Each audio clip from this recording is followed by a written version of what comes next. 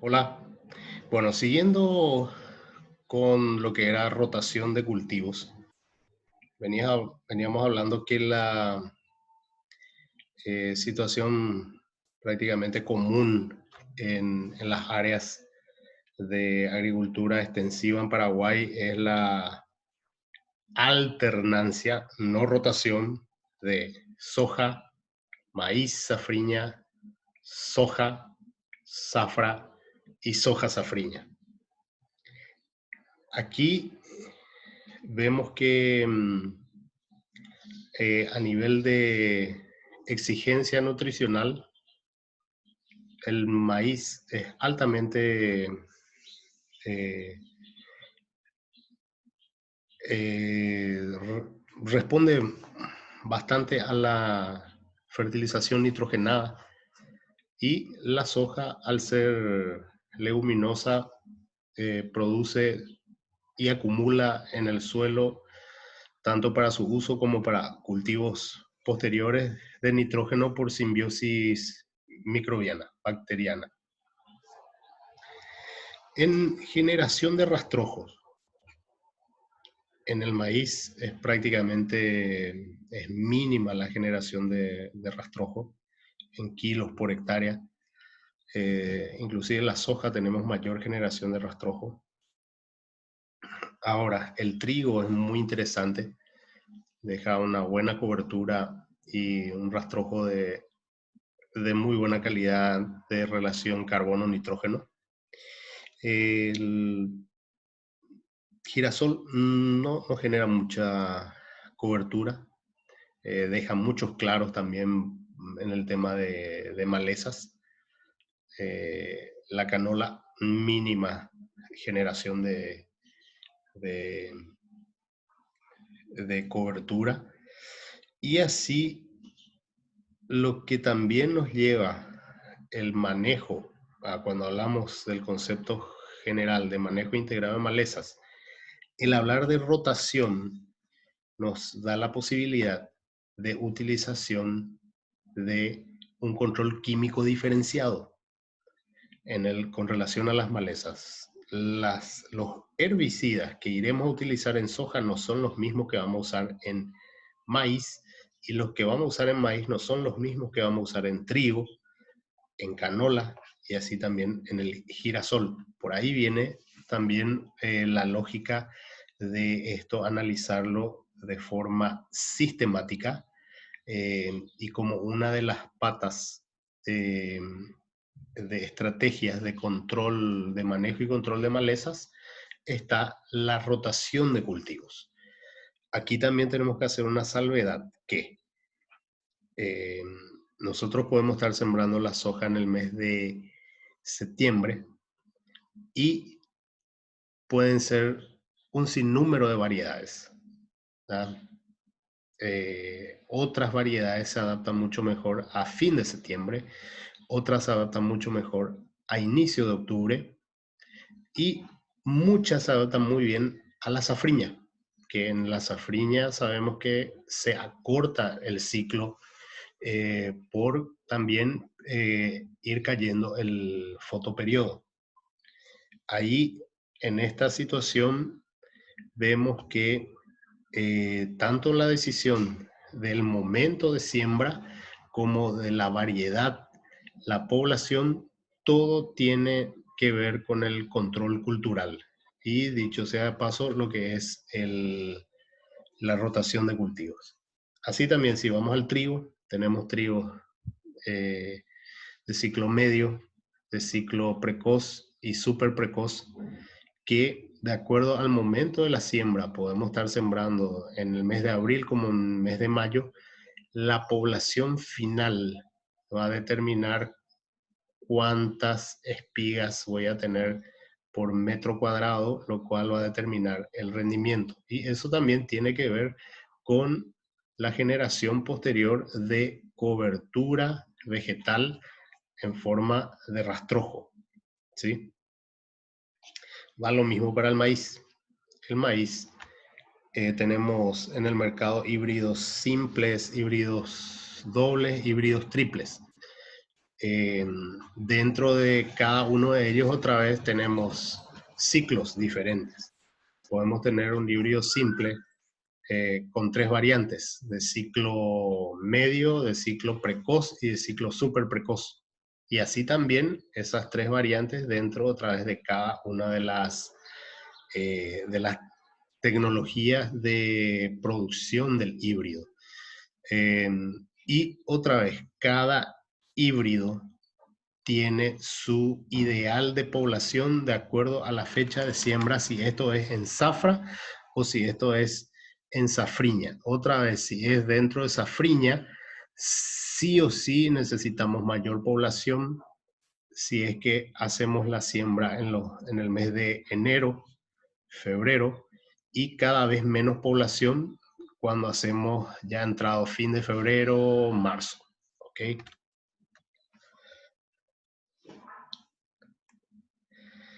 Bien, siguiendo el control cultural, hablamos de variación de espacio, como una forma de control cultural. Aquí es muy diferente que nosotros tengamos una planta vamos a decir, en el caso del trigo, prácticamente a 17 centímetros entre hileras, estamos teniendo 60 a 75 plantas en un metro lineal. Si vamos a la soja, estamos hablando de arreglo espacial de 45 centímetros entre hileras y prácticamente en las hileras de 10 a 12 plantas en un metro lineal. Si vamos al maíz, vamos a suponer que estamos haciendo maíz a 45 entre hileras. De acuerdo al momento de siembra, vamos a estar hablando de 3 plantas por metro lineal, 2.5 plantas por metro lineal, 2.2 plantas por metro lineal. Todo eso en vista a la arquitectura que tiene la planta, el momento de siembra y las condiciones también particulares del suelo. Si tenemos una parcela con historial de materia orgánica muy baja, de hecho, la recomendación, por ejemplo, si hablamos de trigo, es aumentar la población.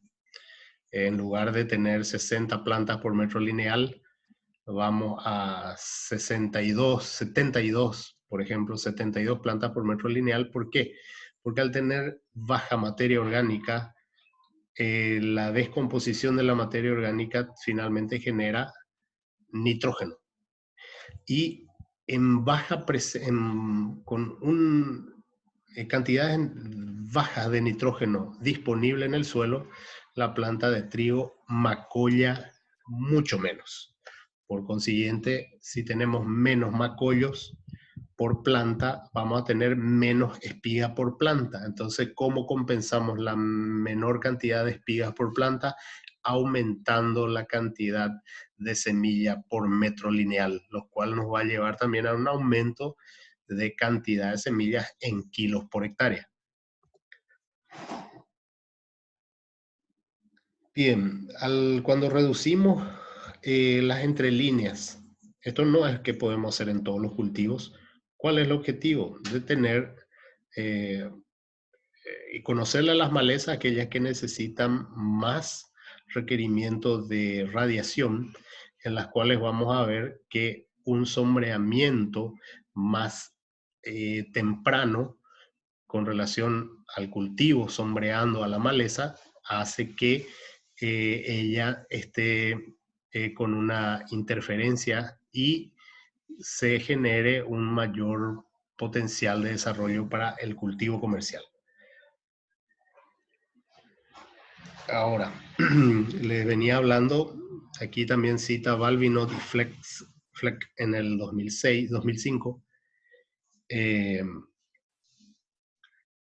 ellos han constatado que a medida que va aumentando la reducción entre hileras del cultivo del maíz, se ha constatado rendimientos, aumentos en productividad por mayor facilidad de control cultural, en este caso, de las malezas. Dentro también del control cultural tenemos la utilización de cobertura verde, ¿sí? Esto tiene que ver y va en relación a la rotación de cultivos, ¿verdad? Cada cultivo vamos a encontrar que tiene mayor o menor presencia de rastrojo, lo cual termina interfiriendo en el desarrollo de las malezas. Por ejemplo, bastante común el uso de nabo, avena, no tanto el acebén y centeno en Paraguay, ¿verdad? Pero en el sur de Brasil y en algunos lugares de Paraguay sí. En las regiones subtropicales, departamento de San Pedro, Concepción, bastante utilizada la mucuna negra, mucuna ceniza, y actualmente también la crotalaria junto con Brachiaria russiciensis, por ejemplo, en cultivos consorciados. También tenemos la opción de la Brachiaria russiciensis junto con el milleto. De hecho, aquí vemos, si vamos a cultivos consorciados, también lo ideal es tener dos que sean de diferente familia. Aquí la braquiaria es leguminosa, Graminae poácea, y la crotalaria es leguminosa, o sea que finalmente la crotalaria está generando su propio nitrógeno y también parte de ese nitrógeno generado por la crotalaria en asociación en la rizósfera termina siendo utilizado por la braquiaria. En el caso de braquiaria y milleto tenemos dos poáceas con el objetivo netamente más de masa verde, de cobertura verde, y en algunos casos para pelear parcelas y recuperar parcelas que están infestadas con nematodos, principalmente en el uso del milleto. Esto nos ayuda a que se reduzca el banco de semillas y se den mejorías físico-químicas del suelo. Por ejemplo, aquí no está citado, pero el nabo forrajero tiene una tendencia muy interesante por su raíz pivotante de explorar vamos a decir, perfil del suelo donde puede que tenga horizontes que ya estén con un grado tal de compactación que imposibilite la exploración de otras, vamos a decir, otras coberturas verdes, por ejemplo, la avena, que no es tan agresiva a nivel radicular. Algo a tener en cuenta es la alelopatía también de estas plantas de cobertura verde. Y aquí podemos cruzar, esto no fue mencionado cuando hablamos de rotación de cultivos. El caso de la canola, Brassica napus, variedad oleífera. Ella tiene exudados una vez que se la cosecha, tanto a nivel radicular como a nivel del tallo, que generan factores de limitantes a la emergencia para el cultivo de la glicine max de la soja.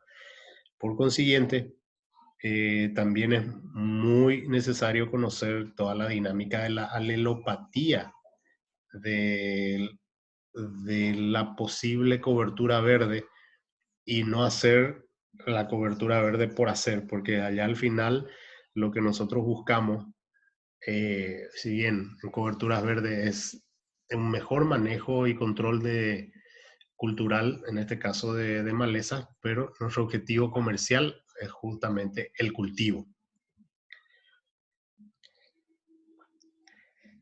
Y esta camada verde de cobertura genera un microclima, especialmente en los sistemas de siembra directa, ¿verdad?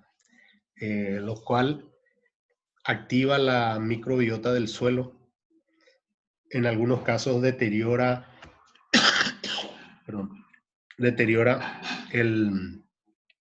las semillas.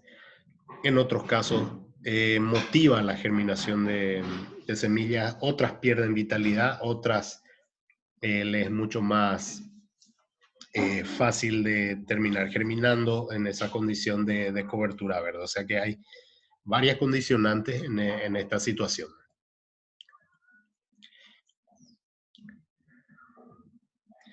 Aquí, otra forma de control cultural es cuando hacemos las siembras normalmente en línea. ¿Por qué? Porque las siembras en línea se van realizando con la fertilización en la base, lo cual significa que ese fertilizante va a estar disponible para la plántula una vez que está germinada. Ahora bien, esta situación, esta estrategia de hecho es favorable para evitar la interferencia de aquellas malezas que van a estar fuera de la línea. Pero existirán semillas de maleza también en la línea que van a venir a ser favorecidas por esa fertilización de base. ¿Ya? Así como vemos aquí el ejemplo, tenemos la semilla hasta vamos, un poroto hasta 4 centímetros. El fertilizante podemos enterrar un poco más, principalmente por la salinidad del potasio. Y esto genera, vamos a decir, que cada una de las plántulas tenga la cantidad de NPK específico disponible, cosa que normalmente la maleza no tiene. La maleza se tiene que rebuscar. Ahí dentro de los cultivos consorciados también se puede hacer, vamos a decir, como verán aquí, es una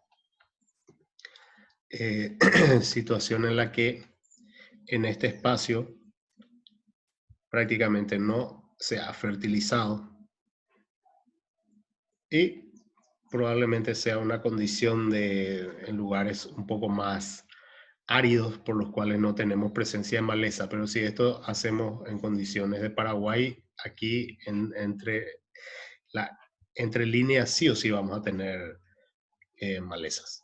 Cuando hablamos de cultivos consorciados, aquí se ve tipo una leguminosa y una gramínea como una suerte de que la leguminosa le aporte nitrógeno a la gramínea y la gramínea utilice menor cantidad de fósforo y potasio, que es mucho más necesario para una leguminosa.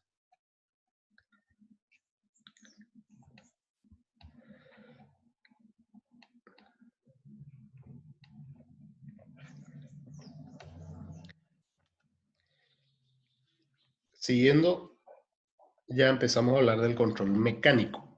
Decíamos en el video anterior que el control mecánico es todo aquello que implica movimiento, ¿sí? Toda la parte de la física que implica movimiento. Aquí, por ejemplo, vemos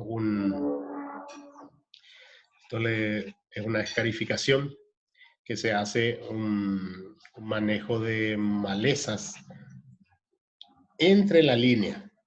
Esto es un cultivo de caña de azúcar. Esto, en lugar de hacer un control químico, se hace un control mecánico en el cual se remueve el suelo, ¿ya? Para que el cultivo de caña de azúcar tenga mayor competencia y una posibilidad de mayor desarrollo. Esto de arriba mismo es un arado, una preparación de suelo en una rastra liviana, en la cual en la década del 60, 70, 80, prácticamente era la regla de preparación de suelo para hacer las siembras de los cultivos. ¿Ya? Hoy con el sistema de siembra directa esto cambió. Ahí tenemos dentro el arranque manual, la carpida manual, ya es con un implemento, no solo con la mano, el rozado, que es la preparación del suelo, y el cultivo mecanizado. Finalmente, al nosotros cultivar, sembrar de forma mecánica, se está haciendo un control mecánico sobre las malezas. No siempre eso es lo más conveniente, porque si hablamos de un pirií, un ciperus, el hecho de estar sembrando en una parcela infestada por ciperus va a llevarnos a que las particiones que hagamos a la siembra, prácticamente estamos generando mayor propagación del Ciperus rotundus. Luego, el control físico. A nivel de control físico, indicamos que todo lo que a nivel de temperatura, a nivel de radiación, a nivel de utilización del agua como inundación, ¿sí? Ahí podemos citar que en el arroz de riego, prácticamente el control físico por inundación controla Ciperus rotundus, Cynodon dactylum, que es pasto bermuda, y un tipo de peniceto. ¿Tá? Bien, si hablamos de cobertura de suelo, que es lo que veníamos desarrollando en masa verde, ¿sí? Pues esto puede ser con restos vegetales, en el caso de rastrojos, restos de cosecha de los cultivos. Principalmente esto se da en el sistema de siembra directa. También podría ser por medio de láminas. Estas láminas, si tenemos láminas transparentes, permiten el traspaso de la radiación, o láminas, vamos a decir, de color blanco, permiten el traspaso de la radiación y aumentan la temperatura en el suelo. En algunos casos, determinadas malezas, semillas de malezas, son mucho más propensos a la no emergencia en condiciones de temperatura del suelo más alta, que es lo que se quiere lograr justamente con las láminas de cobertura. Eso que veníamos hablando es lo que decimos con la solarización, el aumentar la radiación por unidad de área para que la temperatura del suelo aumente, lo cual tiene el objetivo principal es evitar la germinación de determinadas malezas. Ahora, también esto puede llevar a la quiebra de dormencia de algunas que estaban en letargo. El fuego también es muy utilizado, tanto en conjunción con el control mecánico que se hacía en la época del rosado, que sí o sí era habilitación por desmonte, arranque de troncos, rosado y prácticamente quema de las escolleras. Pero también hacia determinadas escalas se utilizaban los quemadores de maleza. Hasta hoy, hoy ya con una mayor tecnología, así bastante puntual, eh, como también existe en el control químico a chorro dirigido.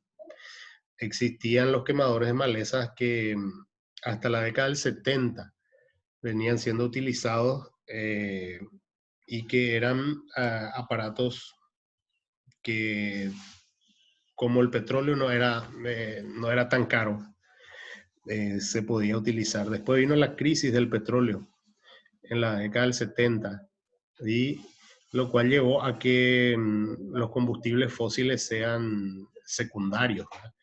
Y también aumentó la presencia de los herbicidas selectivos. Entonces, ahí fue una coincidencia en la cual motivó la puesta en desuso de los quemadores de malezas.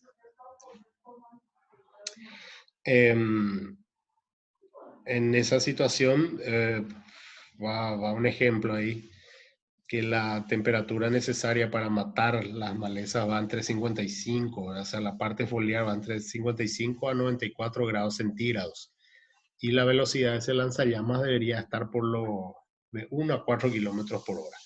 Si va a menos velocidad, puede aumentar el daño en el suelo. Si va a mayor velocidad, puede no llegar a la temperatura ideal para generar la muerte foliar de las malezas. Bueno, como estamos teniendo varias situaciones también a nivel país, por ejemplo, el de la compactación de suelos, la presencia de determinadas malezas de difícil control ya a nivel, principalmente a nivel químico. En algunos casos se está optando por el control físico. No es muy rutinario en Paraguay, más vamos por el control mecánico cuando se dan esos casos antes que el físico, pero en Europa en algunas situaciones y específicamente en la agricultura orgánica, la quema controlada de la vegetación es una situación bastante común. Bien, cuando hablamos de control biológico, como decía en la clase inicial, el control biológico es determinado por algún agente, de hecho puede ser propiamente una planta, propiamente un insecto, propiamente una bacteria, un hongo eh, o algún otro organismo vivo. Por ejemplo, peces también, aves también pueden participar dentro del control biológico y vamos a ir aquí a algunos ejemplos para puntualizar. En clase anterior hablábamos de las larvas de Castoblastis cactorum, que es un coleóptero que controlando Opuntia, que son un tipo de cactus que terminan siendo malezas en las pasturas en Australia. ¿Sí? Y estas larvas terminan destruyendo buena parte de las malezas, evitando la interferencia con las pasturas. La lantana cámara en Hawái, que es esta que tenemos aquí, que es tipo parecido a una flor de dura de la familia de las verbenas, por medio de dos insectos. Y la lantana cámara es maleza en determinados cultivos en Hawái. Son controlados por la agromisa y la crocidosema. El hongo Coletotricum gloesporioides controla Aschimone virginica en soja y maíz. Y este es un herbicida natural que tiene un nombre comercial conocido como collego. Entonces aquí vemos un hongo que termina controlando un determinado tipo de malezas, ¿ya? Que se desarrollan en el cultivo de soja y maíz. Y aquí tenemos el ejemplo de una foto de la Hochinome virginica, no es común en Paraguay, pero para tener en cuenta. A nivel de los cítricos, naranja, pomelo, mandarina, la Phytophthora palmívora también, que es un hongo, y tiene un nombre comercial Devine, controla la Morrenia adorata, que es esta maleza que tenemos aquí a la derecha. Fusarium graminerum controla malezas acuáticas que afectan hidroeléctricas como la egeria. Esta es la egeria, ustedes habrán visto en los acuarios normalmente esto, porque son malezas subacuáticas que tienen su raíz en la superficie, o sea que en el fondo de las aguas. Las cabras, muy utilizadas para controlar maleza en los cultivos de café en Brasil, por ejemplo, y otras partes del mundo también. Las tilapias y las carpas, principalmente esta carpa capim, tienen buen control para las ejerias. ¿Ah? Y el pacú termina controlando Ceratophyllum demersum, que es también una planta subacuática, ¿ah? Que se desarrolla en el fondo de, la, de los espejos de agua. ¿Eh? Bueno, entonces, esto es solo para tener un pantallazo general de cómo el control biológico también entra a tallar cuando hablamos de manejo y control de malezas. No es muy extendido en el Paraguay porque ustedes van a ver ahora cuando salgan a la vida laboral, prácticamente lo que vende es el tener conocimiento de control químico, ¿sí? Pero no tenemos que estar ajenos a que en algún momento podamos tener posibilidades de prestar algún servicio dentro de la agricultura orgánica y otros tipos de agricultura alternativa en la que estos conocimientos y este tipo de productos, sean herbicidas naturales o llámense hongos, bacterias, virus, insectos, aves, pueden actuar con un efecto, peces también con un efecto de reducir las malezas en determinada situación. Bien, vamos a desarrollar hasta aquí y en un siguiente video vamos a entrar fuertemente a lo que es la parte de control químico.